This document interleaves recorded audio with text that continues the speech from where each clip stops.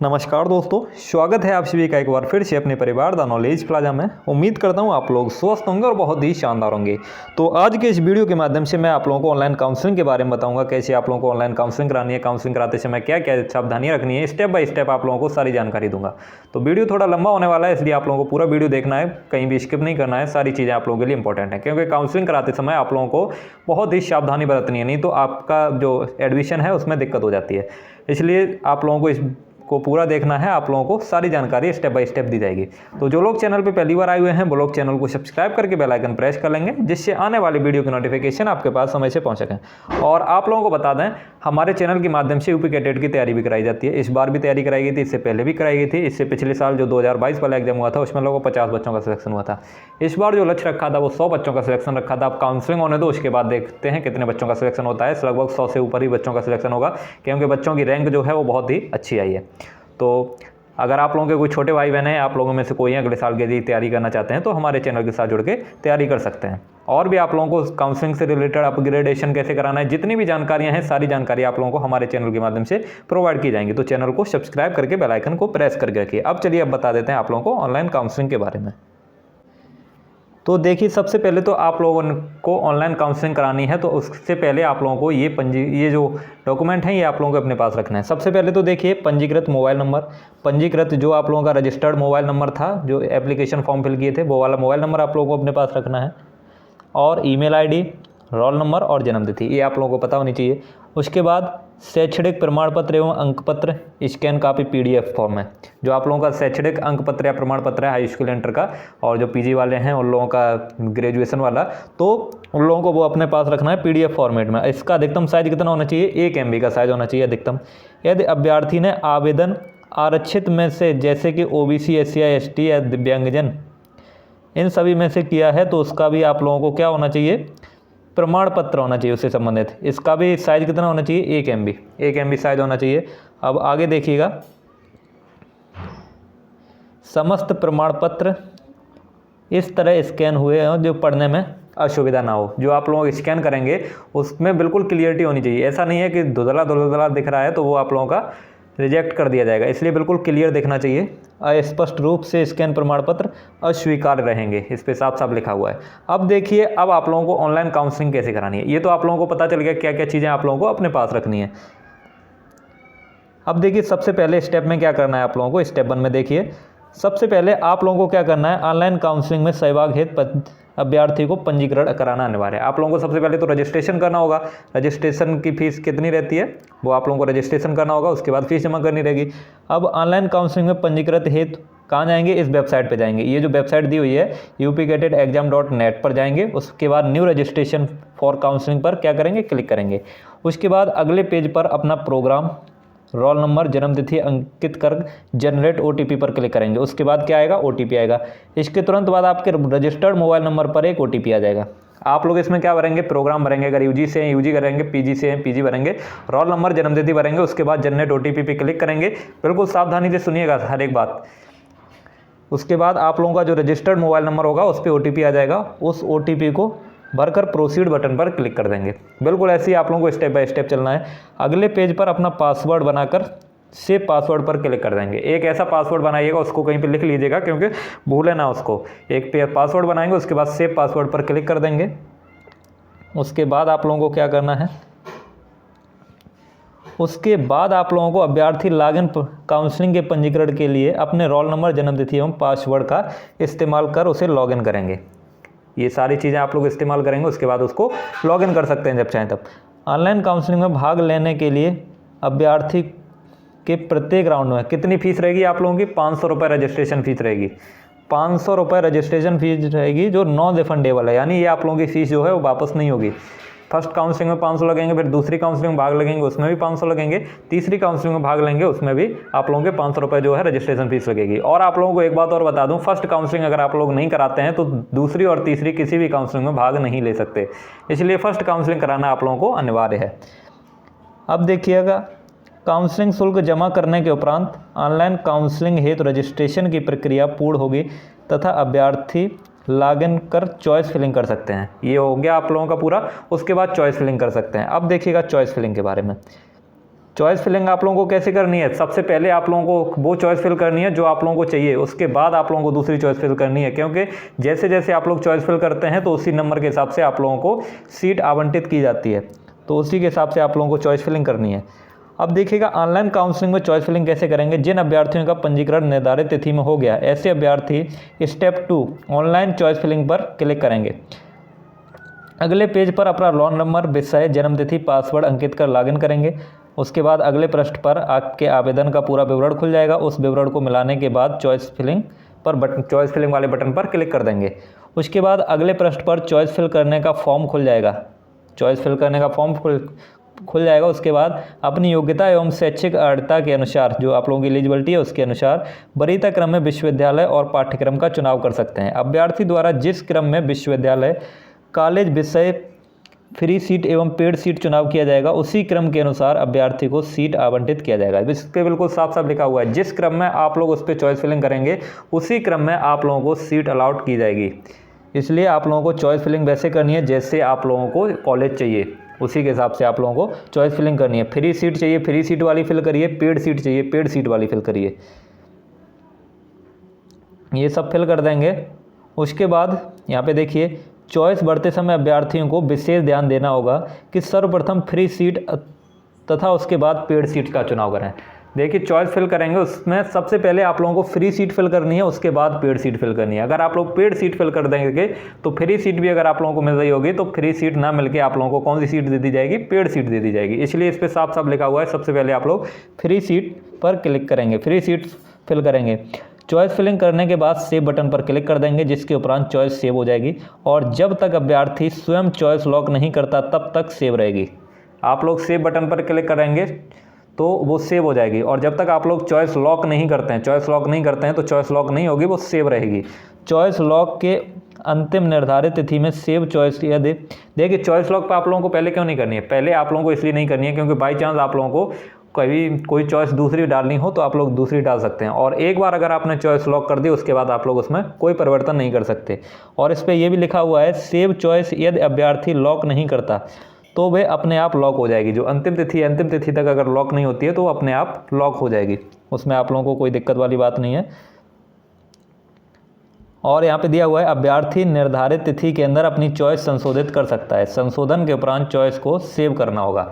आप लोग निर्धारित तिथि के अंदर चॉइस में संशोधन कर सकते हैं, कोई दूसरी चॉइस आप लोगों को डालनी है तो वो डाल सकते हैं और उसके बाद आप लोग सेव कर देंगे उसको। अभ्यर्थी ऑनलाइन चॉइस फिलिंग के दौरान विषयों का चुनाव करने से पहले विवरण पुस्तिका के एलिजिबिलिटी संबंधित जानकारी अवश्य प्राप्त कर लें। अभ्यर्थी केवल उन्हीं विषयों का चुनाव करें जिसमें प्रवेश हेतु पात्रता पूर्ण हो। अभ्यर्थियों को निर्धारित तिथि तक चॉइस फिलिंग करनी होगी। जो निर्धारित तिथि आप लोगों को डेट तो बताई दी है कब से कब तक क्या करना है, तो आप लोगों ने देख लिया होगा। अब आते हैं स्टेप 3 पे। अब स्टेप 3 पे चॉइस फिलिंग के उपरांत अभ्यर्थियों को निर्धारित तिथि के अंतर्गत ही चॉइस लॉक करना है।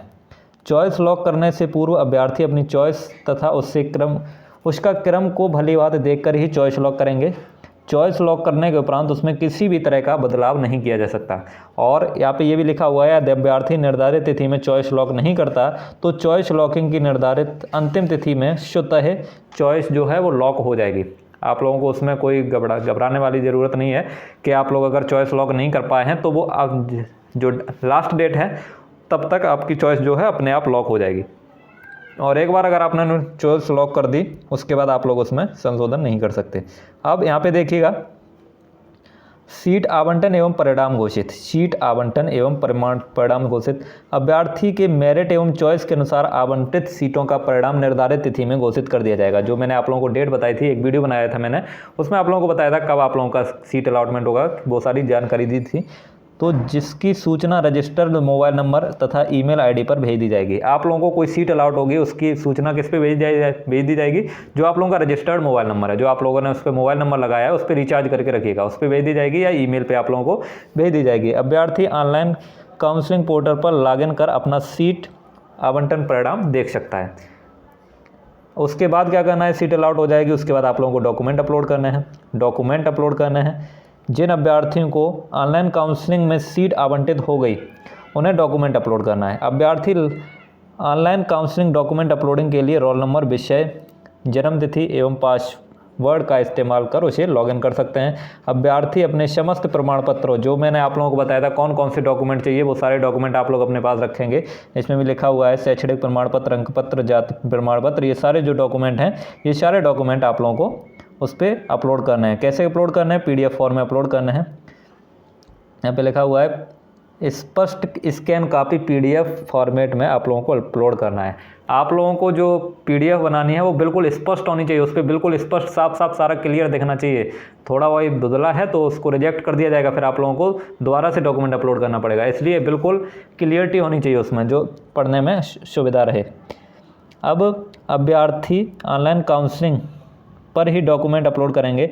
अन्य माध्यम जैसा कि इस जो अभ्यर्थी आप लोगों को जो डॉक्यूमेंट अपलोड करने हैं वो ऑनलाइन काउंसलिंग पोर्टल पर ही करेंगे। अन्य माध्यम जैसे कि ईमेल, व्हाट्सएप, फैक्स आदि से भेजे गए डॉक्यूमेंट स्वीकार नहीं होंगे। इस पर साफ साफ लिखा हुआ है, इसलिए सावधानी रखनी है आप लोगों को। कहाँ पे? जो ऑनलाइन काउंसलिंग पोर्टल है वहीं पे आप लोग डॉक्यूमेंट अपलोड करेंगे। डॉक्यूमेंट अपलोड निर्धारित तिथियों में ही करना सुनिश्चित होगा। जब तक आप लोगों की डेट दी हुई है तब तक की आप लोगों को डॉक्यूमेंट अपलोड करने हैं। अब डॉक्यूमेंट का वेरिफिकेशन हो जाएगा। डॉक्यूमेंट अपलोड करेंगे, उसके बाद डॉक्यूमेंट का वेरिफिकेशन हो जाएगा। सीट आवंटन के पश्चात अभ्यर्थी द्वारा ऑनलाइन PDF फॉर्मेट अपलोड किए गए प्रमाण पत्रों का सत्यापन ऑनलाइन किया जाएगा, जो प्रोविजनल होगा। आप लोगों का ये हो जाएगा। उसके बाद आप लोगों को क्या करना है? आप लोगों को अभ्यर्थियों को निर्धारित तिथि तक सिक्योरिटी फीस जमा करनी है। सिक्योरिटी फीस कितनी है? 5,000 सिक्योरिटी फीस आप लोगों को जमा करनी है।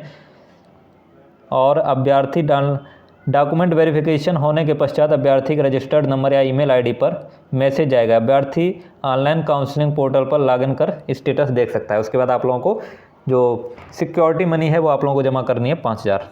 अब री डॉक्यूमेंट अपलोडिंग क्यों करना होता है? यहाँ पे देखिएगा, यदि वेरिफिकेशन के समय कोई डॉक्यूमेंट गलत पाया जाता है तो अभ्यर्थी पंजीकृत मोबाइल नंबर एवं ईमेल पर मैसेज भेज दिया जाएगा, जिससे अभ्यर्थी निर्धारित तिथि के अंदर लॉगिन आईडी को ओपन कर सही डॉक्यूमेंट अपलोड करेंगे। अगर किसी भी डॉक्यूमेंट में आप लोगों की कमी पाई जाती है तो वो आप लोगों को ईमेल आईडी या मोबाइल नंबर पे भेज दिया जाएगा, तो आप लोगों को दोबारा से रीडॉक्यूमेंट अपलोड करना है।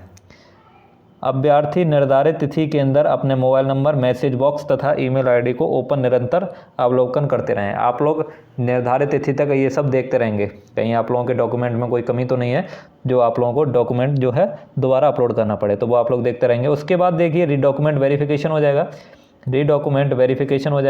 उसके बाद क्या होगा? उसके बाद सिक्योरिटी फीस जमा करनी होगी। रीडॉक्यूमेंट वेरिफिकेशन हो जाएगा, उसके बाद आप लोगों को सिक्योरिटी फीस जमा करनी होगी। अगर आप लोगों को रीडॉक्यूमेंट अपलोड नहीं करना है, पहले डॉक्यूमेंट में काम हो जाता है तो उसी के बाद कर देंगे, और रीडॉक्यूमेंट अपलोड करना है तो रीडॉक्यूमेंट के बाद आप लोग सिक्योरिटी मनी जमा करेंगे। सिक्योरिटी मनी कितनी है?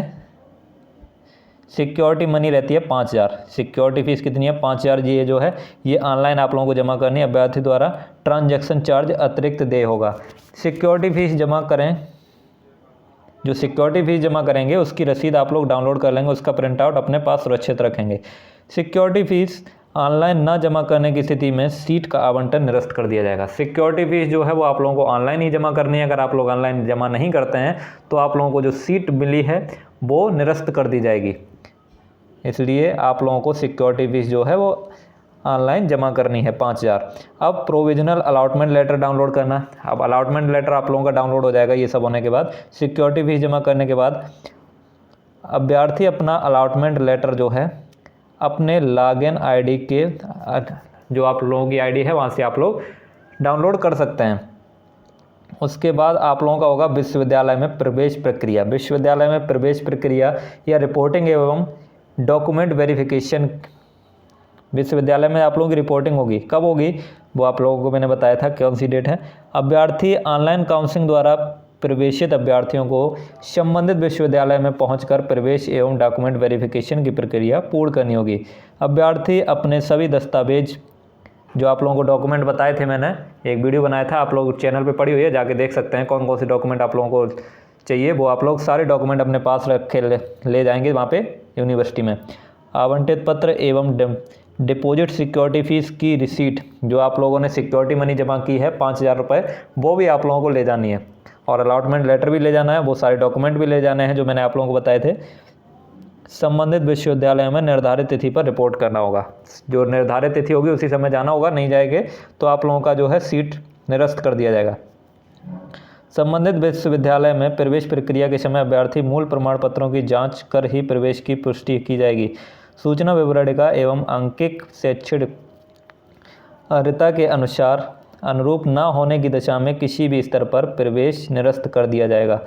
प्रथम बार में सीट आवंटित होने के बाद अभ्यर्थियों को संबंधित विश्वविद्यालय में प्रवेश प्रक्रिया पूर्ण करने के उपरांत ही अपग्रेडेशन का लाभ मिलेगा। अगर आप लोगों को अपग्रेड भी कराना है, कोई सीट आप लोगों को मिल गई है, वो आप लोगों को नहीं चाहिए, अच्छी नहीं लग रही है, तो आप लोग अपग्रेड करा सकते हैं। लेकिन अपग्रेड कब कराएंगे? जब आप लोगों को जौन सी यूनिवर्सिटी में सीट मिल गई है वहाँ पर पूरी प्रवेश की प्रक्रिया कंप्लीट करेंगे, उसके बाद आप लोग अपग्रेडेशन का एक फॉर्म होता है वो फिल करेंगे तो आप लोगों का अपग्रेडेशन हो जाएगा। अब यहाँ पे देखिएगा अपग्रेडेशन की प्रक्रिया क्या रहती है। अपग्रेडेशन की प्रक्रिया अभी आप लोगों को ये भी बताऊंगा कि कौन से अभ्यर्थी जो हैं वो दूसरी तीसरी काउंसलिंग में भाग नहीं ले सकते, वो भी आप लोगों को जानना जरूरी है, क्योंकि सावधानी रखनी होगी आप लोगों को, पूरे साल का आप लोगों का वो है। तो यहाँ पे देखिए अपग्रेडेशन की प्रक्रिया। अपग्रेडेशन के लिए अभ्यर्थियों को अपग्रेडेशन का लाभ काउंसलिंग ऑनलाइन या ऑफलाइन में केवल एक ही बार मिलेगा। देखिए आप लोग अगर अपग्रेड कराना चाहते हैं तो आप लोग केवल एक ही बार अपग्रेडेशन करा सकते हैं।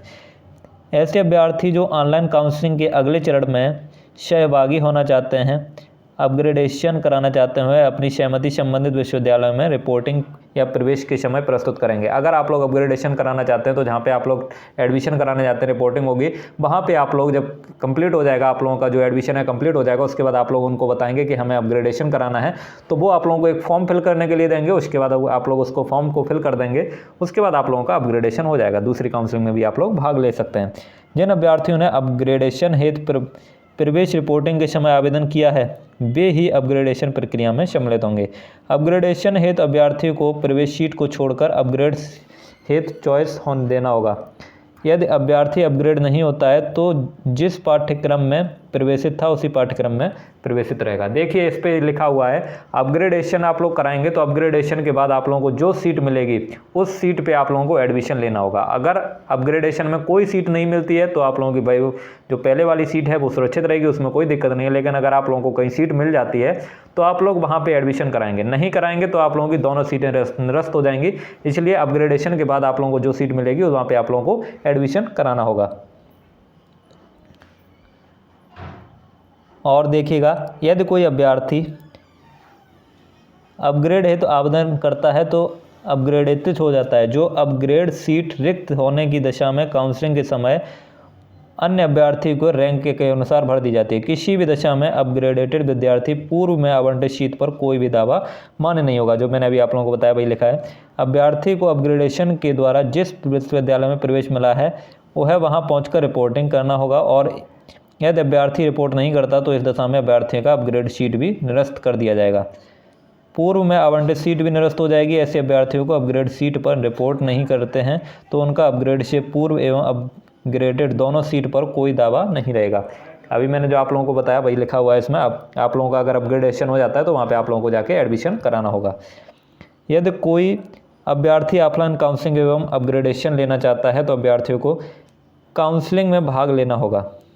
अभ्यर्थी अगर कोई अपग्रेडेशन कराना चाहता है तो उसको काउंसलिंग में भाग लेना होगा। ऑफलाइन काउंसलिंग का समय अभ्यर्थी को विषय विशेष एवं वर्ग विशेष संबंधित विश्वविद्यालयों में पेड से फ्री सीट पर रैंक के अनुसार ऑटो अपग्रेडेशन की सुविधा अभ्यर्थी की अनुपस्थिति में भी होगी। अब देखिएगा ये पता चल गया अपग्रेडेशन का। अब यहाँ पे देखिए एक बात और आप लोगों को ध्यान रखनी है। अब दूसरी काउंसलिंग में अपात्र विद्यार्थी कौन से होते हैं? दूसरी काउंसलिंग में अपात्र विद्यार्थी कौन से होते हैं जो भाग नहीं ले सकते? तो देखिएगा दूसरी काउंसलिंग में ऐसे अभ्यर्थी भाग नहीं ले सकते जिन्होंने प्रथम काउंसलिंग में सीट आवंटित होने की सिक्योरिटी फीस जमा नहीं की। दूसरी काउंसलिंग में वो अभ्यर्थी भाग नहीं ले सकते जिन्होंने प्रथम काउंसलिंग कराया, उसमें उनको सीट भी मिली लेकिन उन्होंने सिक्योरिटी मनी जमा नहीं की, तो वो दूसरी काउंसलिंग में भाग नहीं ले सकते। दूसरी ऑनलाइन काउंसलिंग में ऐसे अभ्यर्थी भाग नहीं ले सकते जिन्होंने प्रथम काउंसलिंग में सीट आवंटित होने के बाद सिक्योरिटी मनी जमा नहीं की, परंतु वे सिक्योरिटी मनी तो जमा कर दी परंतु वे आवंटित विश्वविद्यालय में प्रवेश प्रक्रिया पूरी नहीं की या रिपोर्टिंग नहीं की, वो भी नहीं ले सकते। इसलिए आप लोगों को पूरी प्रवेश प्रक्रिया भी पूरी करनी है। और ऐसे अभ्यर्थी द्वितीय काउंसलिंग में भाग नहीं ले सकते जिनके डॉक्यूमेंट प्रथम ऑनलाइन काउंसलिंग में फर्जी तथा गलत पाए जाते हैं। रिजेक्ट कर दिए गए हैं वो भी नहीं ले सकते। जिनके प्रथम काउंसलिंग में डॉक्यूमेंट जो हैं वो रिजेक्ट कर दिए गए हैं, फर्जी मान लिए गए हैं, वो भी दूसरी काउंसलिंग में भाग नहीं ले सकते। तो आप लोगों को ऑनलाइन काउंसलिंग के बारे में सारी जानकारी मिल गई होगी। स्टेप बाय स्टेप आप लोगों को सारी जानकारी दी है। अगर आप लोग ऐसे ही स्टेप बाय स्टेप फॉलो करेंगे तो आप लोगों की ऑनलाइन काउंसलिंग में कोई भी दिक्कत नहीं होगी। और आप लोगों को एक बार फिर से बता दूं, आप लोगों को फर्स्ट काउंसलिंग में जरूर भाग लेना है। फर्स्ट सेकंड जितनी काउंसलिंग होती है, अगर फर्स्ट में ही आप लोगों को सीट मिल जाती है तो फर्स्ट में ही ले लीजिए, सेकंड में मिलती है तो सेकंड में ले लीजिए, और एक थर्ड ऑफलाइन काउंसलिंग होती है उसमें भी आप लोग सीट ले सकते हैं। इसलिए आप लोगों को सारी काउंसलिंग में भाग लेना है जब तक आप लोगों को सीट नहीं मिल जाती है। ऐसा नहीं है कि पहली काउंसलिंग में आप लोग भाग नहीं लेंगे। अगर पहली काउंसलिंग में भाग नहीं लेंगे तो आगे की किसी भी काउंसलिंग में आप लोग भाग नहीं ले सकते। तो उम्मीद करता हूँ आप लोगों को ये सारी जानकारी अच्छे से पसंद आई होगी। अगर ये वीडियो जो है अच्छी लगी है तो इसे लाइक कीजिएगा, ज़्यादा से ज़्यादा लोगों तक शेयर कीजिए, और जो लोग चैनल पे पहली बार आए हुए थे वो लोग चैनल को सब्सक्राइब करके बेल आइकन प्रेस कर लेंगे, जिससे आने वाली वीडियो की नोटिफिकेशन आपके पास समय से पहुंच सके। आप लोगों को इस वीडियो को ज़्यादा से ज़्यादा लोगों तक शेयर करना है, जिससे उन लोगों की काउंसलिंग में कोई भी दिक्कत ना आ पाए। ऐसे ही आप लोगों को काउंसलिंग करानी है, और फिर भी कोई दिक्कत होती है तो आप लोग कमेंट सेक्शन में कमेंट करके पूछ सकते हैं। चलिए अब मिलते हैं आप लोगों को फिर दूसरे वीडियो में, तब तक के लिए ख्याल रखिए अपना।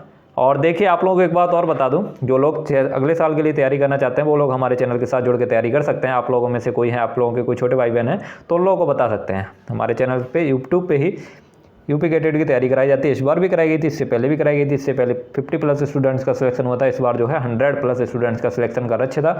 आप काउंसलिंग होने दो, उसके बाद आप लोगों को वीडियो बना के बताऊंगा कितने बच्चों का सिलेक्शन हुआ। चलिए अब मिलते हैं फिर दूसरे वीडियो में। जय हिंद, वंदे मातरम।